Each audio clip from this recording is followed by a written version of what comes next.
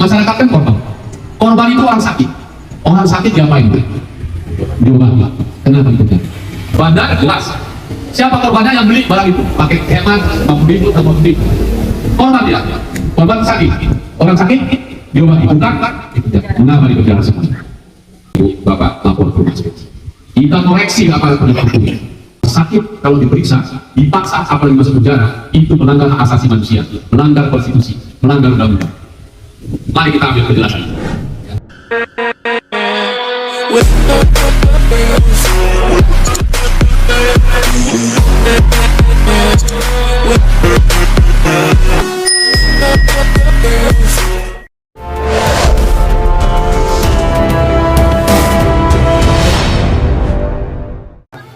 Di rumah sendiri, ini rumah sendiri sebenarnya di Baga. Sekarang saya kenalkan, nama saya Muhammad Rafi, ditunjuk Bapak Damar Setiawan yang rekam dan Helmi Sambahali dalam hal ini sebagai koordinator memperkasih kegiatan ini. Selamat datang semuanya. Untuk menyambut kegiatan ini, pertama supaya kita mendapat berkah bersama, kita berdoa dulu kepercayaan kita masing-masing dan akan dipimpin oleh Ustaz Saud Silakan. Silakan. نعوذ بالله السميع العليم من الشيطان الرجيم بسم الله الرحمن الرحيم الحمد لله رب العالمين الحمد لله أجمعين اللهم صل وسلم وبارك على سيدنا محمد. Hari ini datangnya Abang dan dari Jakarta ke kampung kita sangat berkah bagi kita seorang anggota DPR RI mau bertatap muka dengan kita langsung. Maka apa yang harus kita peroleh? Sesungguhnya Asahan Batubara Tanjung Balai adalah tempat paling besar narkoba yang menghantam masyarakat. Anak-anak kita, keluarga kita, teman kita, banyak politisi kayak kami anggota DPR, anak-anak muda dikenal, polisi pun ada. Karena narkoba tidak mengenal warna kulit, tidak mengenal jabatan, tidak mengenal siapa saja, apapun agamanya, bisa tergelincir karena narkoba. Dan itu ya. Lalu, siapakah yang bisa menjaga ini? Kaum ibu, kaum tua. 3 hari, 3 malam saya keliling di Asahan Tanjung Balai. Keluar masuk seperti ini. Bertemu dengan ibu-ibu perwiritan, Nurul Yakin, dan yang lain-lain. Kami bicara, habis ngaji, lalu ditutup 15 menit sebelumnya dengan doa tolak bala. Ustaz atau titip. Setiap dimana saja mau doa, saya titiplah doa tolak bala. Agar negeri ini selamat dari narkoba. Rakyatnya selamat dari narkoba. Bandarnya segera bertobat secara nasional. Kalau nggak mau tobat-tobat juga dia, kita doakan dia supaya tobat. Nggak mau juga ya sudahlah. Kalau kau nggak mau tobat juga, nanti kalau kau mati, mudah-mudahan tak kuatlah mayat kau itu masukkan ke kubur. Karena dia adalah penjahat paling keji di muka bumi ini. Dia yang membuat kaya raya karena cara-cara melawan hukum, yang kemudian mengorbankan rakyat jelata yang nggak tahu. Tadi malam Ustaz bersama sahabat-sahabat saya di Tanjung Balai dan Asahan, ada sekitar 50-an kami semua fraksi Partai Demokrat dan anak-anak Demokrat yang nasionalis religius. Kami temukan seorang anak, dibilang anak tidak lagi, anak muda, tapi belum berumah tangga. Karena korban narkoba dipasung, kakinya diikat pakai rantai, digembok dua-dua karena merontak. Ibunya, kakaknya orang miskin. Gak bisa apa-apa. 77 tahun Indonesia ini merdeka, masih ada warga negara yang dipasung. Di mana wali kota Tanjung Balai? Di mana Polres Tanjung Balai? Di mana tokoh-tokoh agama? Di mana tokoh-tokoh masyarakat? Ibu-ibu itulah yang menjaga cucunya itu, anaknya itu. Dia mandikan sekali 2 hari, dipukuli ibu-ibu sampai luka-luka. Begitulah sayangnya kepada anaknya, tak akan hilang sepanjang masa. Karena itu ibu, aku menghormati. Tepuk tangan dulu kita untuk ibu. Kemana saja saya ceritanya 2 saja. Ayo jaga kampung kita dari bahaya latih narkoba. 1, 2, keadilan untuk rakyat miskin. 2 itu saja. Di Simalungun saya harus membebaskan apa Ustaz, 4 ibu-ibu yang sambil sore-sore mengarit apa itu namanya rumput untuk kambing di rumahnya. Sampai begitu dia lihat ada berondolan sawit, diambilnya itu kira-kira setengah kilo 2 kilo, disisipkannya lah di bawah rumputnya itu. Naik becak lah dia, mereka berempat saling menjolok. datang hansip ditangkap dan dicekal. Oke, dihitung 3 kilo. Ditangkap, diserahkan kepada Polsek Baru. Ditahan ibu itu 3 hari 3 malam. Karena dipaksa pihak pembunuh. Ibu ini mencuri. Betul. Betul mencuri salah? Betul. Betul mencuri melanggar hukum? Betul. Tapi betulkah ada manfaatnya menahan ibu yang 4 orang tadi 3 hari 3 malam? Adakah manfaatnya itu? Datanglah ke rumah aspirasi saya. Seperti itu. Yang jaga rumah aspirasi saya itu seorang bapak-bapak namanya Talibkan, kerjaannya hanya nanam kambing. Kalau Jamal dan kawan-kawan menanam manusia itu pelayan itu. Mereka nanam kambing. Saya ajari sampai bisa menolong ibu-ibu tadi. Akhirnya keluar. Karena saya bilang, datangi Kapolseknya, temui. Kata Pak Hinca, bebaskan yang 4 ini. Apa jaminannya? Pak Hinca gitu. Kalau nggak mau, saya suruh Kapolresnya pecat Kapolseknya. Karena nggak masuk akal menahan ibu hanya ambil kronologi itu kan bisa dinasihati. Apakah negara ini runtuh bubar karena ibu-ibu ini mencuri 3 kg rondolan? Tidak. Ibu ini harus mengasih makan kambingnya dan begitu. Nah, ada lagi bapak-bapak 5 orang mereka mencuri sawit 3 janjang. Setelah digabungkan berlima dapatlah 20 janjang. Diguling-gulingkan lewat apa tuh sungai. Tertangkap jam 5 pagi, tertangkap. 3 lari dapat 2. Janjangnya 20. Diperiksa, diborgol tangan oleh pihak pengamanan betul. Ya, periksa. Seolah-olah dia polisi ke sini. Diborgol pula lah kawan ini. Yang 2 orang ini. Baru ditanya dari jam 6 pagi sampai jam 6 sore. Setelah diborgol, diperiksa, bawa flash disk, diantarlah ke Polres Raya, diserahkan ke flash disk. Datang polisi di kopi saja, selesai, cek. Tak ada lagi pertanyaan supaya gampang. Betul kan? Berapa kerugiannya Pak Kapolsek? Kapolres? 1.800.000. Berapa orang yang nyuri? 5 orang. Udah diperiksa, pada saat terakhir mau lihat barang bukti, dibawalah yang 2 ini ke petani. Ini sawit yang Bapak curi Bapak? Iya. Tapi yang saya curi 20, bukan 75. Yang sini bilang, enggak 75. Enggak, saya 20. Oh yang polisi, oh mana yang benar? Lalu dia, orang istrinya, yang tadi bapak-bapak tadi lapor ke rumah tirai saya tadi, yang mengkali-kali lagi. Dia telepon lagi saya, Pak, mohon arahan. Apa itu? Kalau pelapornya bilang 75, tapi yang terlapor aku 20, tidak ketemu, gimana itu? Sekarang ditahan tidak? Udah jam 9 malam. Kasih tahu sama kasat reskrimnya, suruh pulang kau yang jam ini dan minta besok olah TKP untuk membuktikan berapa yang benar. Betul kan? Jadi kalau mau lawyer kau bilang jelas. Turun saya dari Jakarta. Ayo kita olah TKP. Datang dari polisi, datang orang Abdeli. Yang pertama apa? Nggak ada yang tahu satu pun di mana TKP-nya, karena semua sawit ribuan hektar. Pak polisi tadi gampang, main tes dikecek plak teken masuk. Padahal kalau mau menyita barang bukti kan harus lihat di mana, berapa banyak, lokasinya di mana, gitu kan? Pasti kalau menang lah pra peradilan ini. Oke? Nah sampai di situ datanglah, datang. Lebih ramai olah TKP pencurian sawit yang 20 janjang ini daripada pembunuhan artis-artis cantik di Jakarta. Karena yang datang 3 kampung. Semua datang, ada apa? Polisi lengkap. Saya bilang sama Polresnya, turunkan pasukan yang lengkap, karena ini akan masyarakat lengkap. Pasukan itu turun, sampai lengkap. 1,5 jam, 1 jam, nggak tahu di mana TKP-nya. Saya panggil ke lapor. Mana semua ini? Ini Pak, dari sini kami dorong dulu, tampaknya ini. Berarti berapa jauh kali yang kau ambil? Ya, dia bilang, kira-kira ini lah. Berapa dapat baru berapa pohon? Karena kami berlima, 1 orang 1. Dekat di situ, tak. Oke, selesai di bawah. Kami praktekkan mengambil sawitnya. Gitu. 1 diangkat ke sana berapa menit? Didorong-dorong berapa menit? Kami hitung-hitung, semua yang lihat datang. Itu hanya bisa betul 20. Pertanyaannya mengapa begini? Mulai goyang melapor. Sudah, saya bilang stop. Saya tidak ingin mempermalukan siapapun. Tapi ibu-ibu, bapak-bapak saya tanya, mana lebih jahat?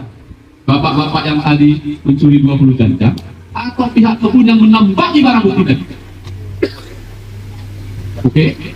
Nah, kalau tak ada rumah aspirasi itu, kemana Bapak Ibu mencari keadilan? Oke? Jadi sedap nanti makan roti itu ceritanya. Kalau dari kita tidak sedap makan roti itu. Oke, clear ya Bu?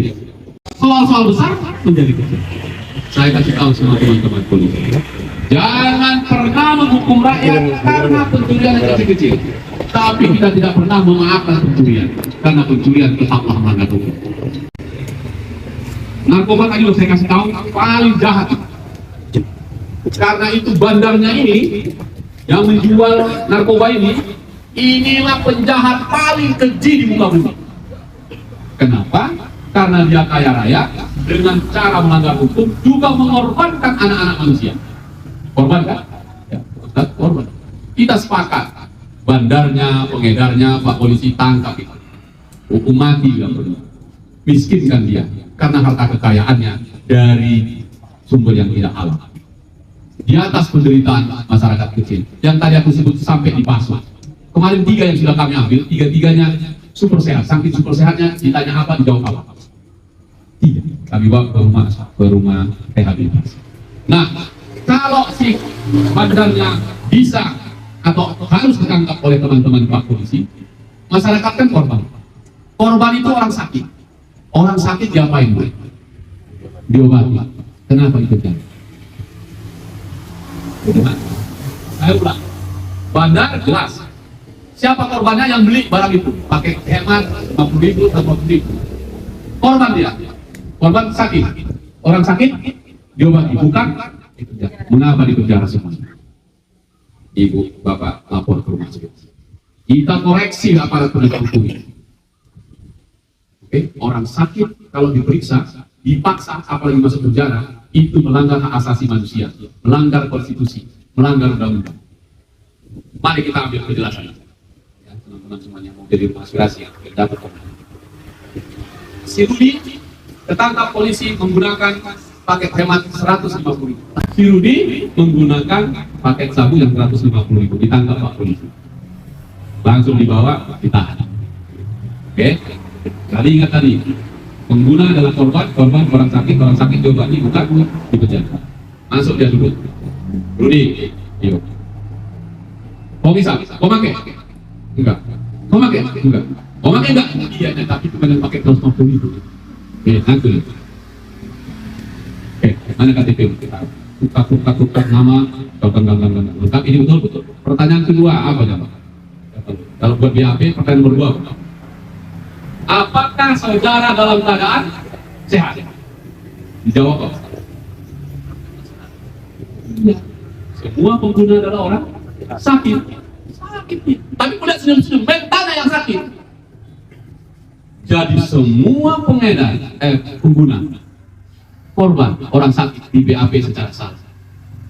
Karena dipaksa, sehat. Padahal sakit. Sampai ke jaksa, sampai pengadilan sidang, datang hakim. Saudara Rudi, baik amat yang mulia. Saudara sehat? Oh, pasti sakit, pasti kalau belum diobat. Oke, tetap sakit. Nah, di sini kenanya.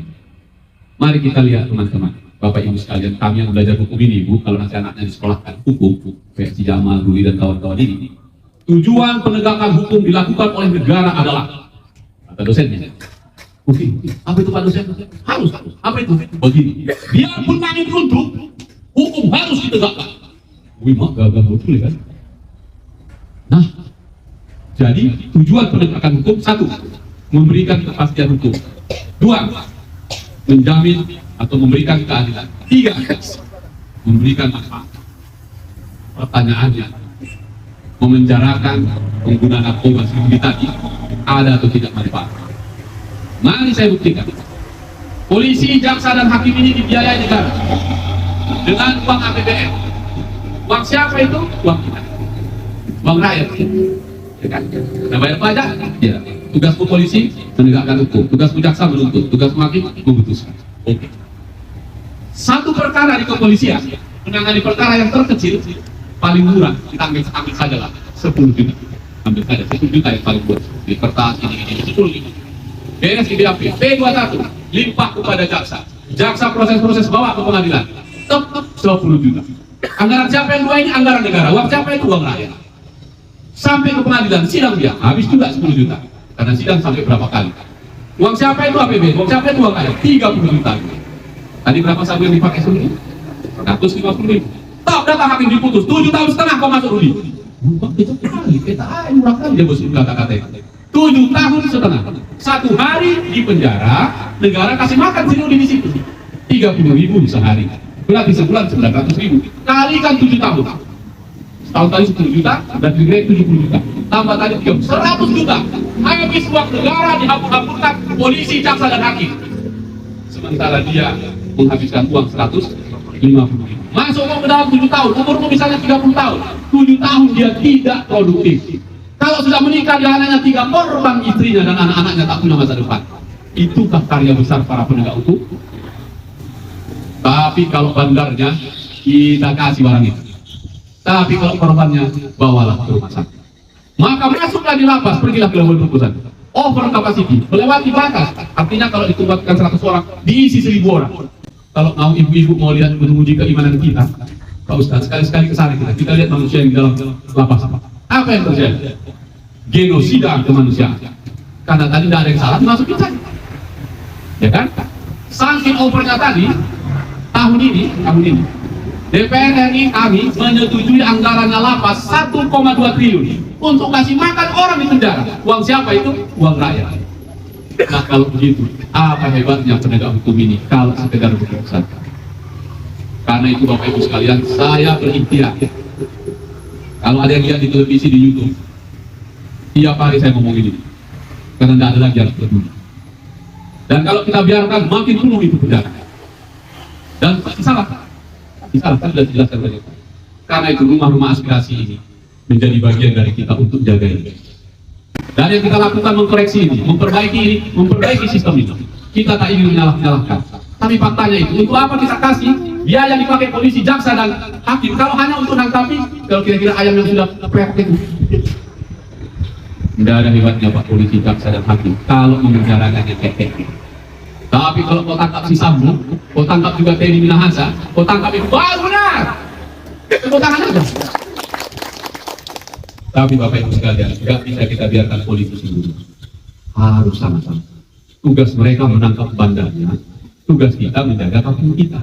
Kalau kita udah jaga di sini, nggak berani datang bandar itu. Oke? Jadi, saya teruskan. Saya anggota DPR di Komisi 3. Dan teman-teman saya polisi ini, nggak usah bertanggung mereka. Nggak usah. Karena itu tugas mereka, mitra saya. Ya. Kalau ada polisi yang nakal, ada yang jahat, jauh lebih banyak polisi yang baik hati. Ingat. Nah, kalau kita marah sama Pak Polisi, jangan dengarkan ini baik-baik. Ya, kita harus dukung Pak Polisi.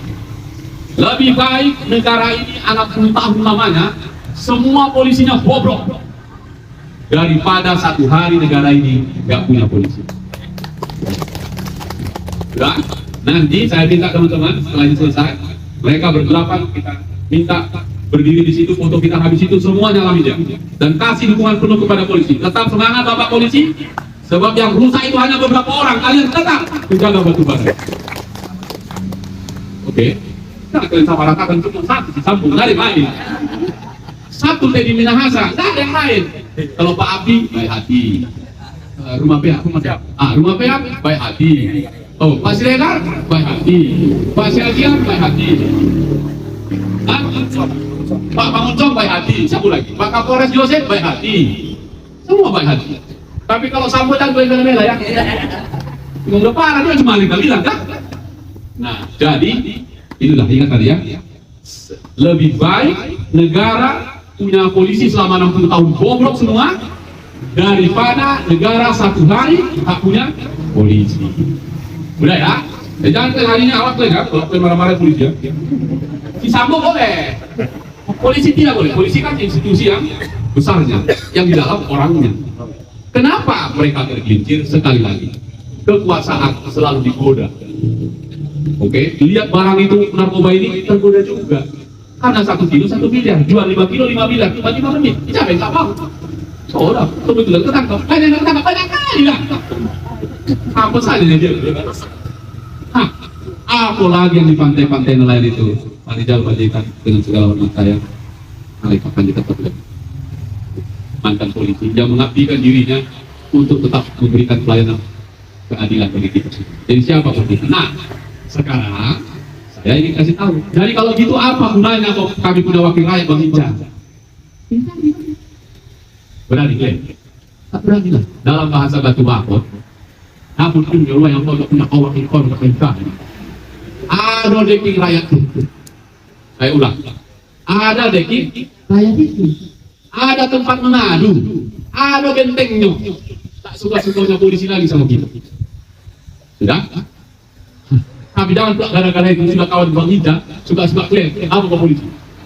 Jadi namanya si Pangkaron, nggak boleh itu. Jadi ada wakilnya, ada yang diwakil. Supaya nggak jauhkan datang ke Jakarta kau ngadu ke saya di Batubara ini, datanglah ke sini. Seandainya di Tanjung Kirap jauh juga. Ada lah Bang Hinca kan. Seandainya ada lagi yang di mana lagi yang paling jauh itu? Pagurawan sama itu ngasih kelapa terbaik dari Batubara. Ujung kubu, udah ujung kubu pula itu paling jauh kan. Maka siapa rumah aspirasi itu rakyat itu sendiri. Agama, kalau Pak Ustadz mau bikin di rumah, bikin semua. Untuk apa? Untuk menjaga rakyat tadi itu supaya tidak bisa masuk narkoba. Apa yang kau dapatkan? Ini. Anggaplah ini handphone ini paling pintar lagi, semua bisa di sini. Ibu-ibu paling suka di sini. Mulai yang baik-baik sampai menggosip ada di sini. Apa lagi yang bapak-bapak itu dia kan? Pak Kobul, orang Batu Bakor yang udah Kobul, mulai mungkin perang Rusia sampai Ukraina, hafal gitu. Padahal lupa kopi pun di mana. Ini deh, semua bisa di sini. Oke? Tiba-tiba mati di padam ini kalau tak ada baterainya. Mati. Orang Batak bilang minto. Selesai, kita kuburkan. Agar dia bisa hidup lagi rakyat ini, dia cari colokan Pak, kecolokan listrik.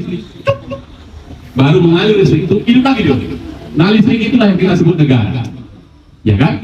Ini rakyat, itu negara. Siapa anggota DPR-nya? Kabelnya itu, kabelnya itu kan. Jadi bapak ibu semua yang selama ini kalau datang kami anggota DPR kan begini cakap kalian sambil mengencing. Apa? Oh ya anggota dewan hebat kali kau. Tak ada hebat kau. Apa Pak? Kenapa bu? Iyalah, jalan rusak di depan rumahku tak bisa diperbaiki. Itu tak bisa. Apa tahu? Emang anggota DPR kontraktor yang tukang perbaiki jalan? Tidak. Cuma kabel tadi yang menyambungkan lidah, yang mencakapkan kepentingan kita. Oke? Yang cuma kabel saja. Nah, kalau begitu, pertanyaan di awal tadi, Bang Hinca, kalau begitu apa untungnya aku hidup? Apa untungnya kami punya wakil rakyat? Dengarkan baik-baik. Kalau ibu-ibu, bapak-bapak, kawan-kawan semua tidak bisa beli minyak wangi, jangan sakit hati, jangan frustrasi, apalagi tidak bunuh diri. Jangan. Berteman saja kepada penjual minyak wangi, kau ikut wangi. Nah, tak. Jadi barang siapa masyarakat yang tidak punya wakilnya dan tidak punya bisa menyampaikan masalahnya, yang salah bukan wakil rakyatnya. Rakyatnya kenapa nggak menyampaikan isi hatinya kepada si tukang kabel tadi? Oke? Jadi kemana perginya? Ke rumah aspirasi. Di mana Bang rumah aspirasinya? Di hatimu. Boleh di rumahku Bang? Boleh. Karena aku nggak ngerti, nggak apa-apa. Sebab kalau kau taruh di situ, berarti kantorku yang di Jakarta ada di kampung ini. Karena itu sederhana. Apakah rumah aspirasi Bang Hinca yang mau pakai ini harus dicat, harus dirapikan, harus ditandani? Enggak usah. Semakin alami itu semakin bagus. Gimana kalau di ladang? Harus dibuat juga. Karena keadilan tidak hanya di pengadilan dari kantor polisi. Di ladang pun keadilan banyak yang hilang. Maka sederhana aja Bu, saya siapkan ini pelangnya. Buruh hari. Coba pegang dan simpel, ringan. Coba lihat ini. Tadi yang seperti apa ini? Sampaikan aspirasimu kepada wakilmu. Siapa wakilmu? Si Hinca. Ini namanya lengkap kali. Panjang kali namaku. Dr. Hinca IP Panjaitan 13 SHMH ACCS. Panjang kali. Ini pun disingkat ini. SH, si Hinca, MH, memang Hinca, ACCS, asik cakap-cakap saja. Hampir kami sudah tiba. Habis. Sudah? Ini gambarnya. Kenapa gambar Pak Hinca di situ? Kalau gambar si Daman nggak laku. Ya kan, Budi? Kau taruh gambar kau situ, dilempari orang. Ini gambarnya si anggota DPR tadi wakilmu. Apa programnya? Dua saja, coba yang dikali. Kita jaga kampung kita dari bahaya laten narkoba. Itu tadi kita ceritakan. Restoratif justice, apa itu restoratif justice? Kalau bisa berpelukan, mengapa harus pukul-pukulan? Hah? Bukan. Pernah kita nonton namanya anak kita nonton film Teletubbies? Kalau habis orang kebetulan apa ujungnya? Berpelukan, nah itulah restoratif justice. Oke, gampang. Program pertama, kerja siapa ini? Kerja negara. Siapa negara? Polisi. Jadi kalau kita pakai ini, kita bantu negara, kita bantu polisi supaya nggak masuk narkoba di kampung kita. Ya kan? Nomor 2, keadilan untuk rakyat miskin. Inilah tadi soal kelompok tani ini semua, ya kan? Miskin di sini Pak Ustaz, bukan hanya nggak ada duitnya. Orang kaya pun kalau udah tak ada keadilan, tetap miskin keadilan. Di bawahnya pun, Ibu dengar ini, nggak dicek. Kalau Ibu hati nggak dicek, main terus sistematis, begitu Pak, itu kira-kira. Oke, mana bawah buktinya kalau ini Ibu pasang anggota DPR, ada logonya DPR RI. Jadi kalau kami sidang di parlemen di Jakarta, demo mahasiswa dipimpin si Jamal dari Batubara, yang jaga itu BRIMOB, tentara, polisi, banyak jaga kami. Karena apa? Karena itu objek vital. Di situ ada 575 pejabat negara lagi rapat dengan Polri, harus dijaga. Simbolnya apa? DPR. Jadi kalau ada rumah aspirasi, ada simbol DPR di situ, ada si Hinca sedang ada di situ. Polisi harus menjaga rumahmu. Naik NGOP rumah kamu. Kalau ini bisa kita tutup. Habis itu sudah selesai ya di situ. Nah, kita pasang itu di mana? Di depan kantor kayak gini. Kalau di kantor, depan rumah. Lewat dari situ rumah. 10 rumah di sini, 20 rumah semua pasang. Datang narkoba mengimpor kereta itu. Hendak jual speed. Gawat. Begitu sadar balik tuh, gawat lari dia. Dia nggak akan tinggal diam, dia tinggal lari saja. Jadi lagi masuk orang hendak jual. Oke, ini kita taruh di depan rumah. Oke, terima kasih. Oke, terima kasih. Nanti kalau bersedia rumah aspirasi nanti ke sama Bang Jamal ya. Siapa aja yang mau ya. Nanti serahkan KTP-nya, kita buatkan surat-suratnya, kita pasang kayak tadi persis kayak gitu. Salam untuk keluarga di rumah. Terima kasih banyak Selamat Pak. ya. Saya doakan Bapak sehat banyak. Amin. Amin. Ayo Pak Kapolsek. Silakan terus. Biar lebih rasa kekeluargaan kita sini semakin. Ada Ustadz silakan terus. Silakan. Ibu. Ibu duduk lagi Bu. Oke, Batubara. 1, 2, 3. 1, 2, 3.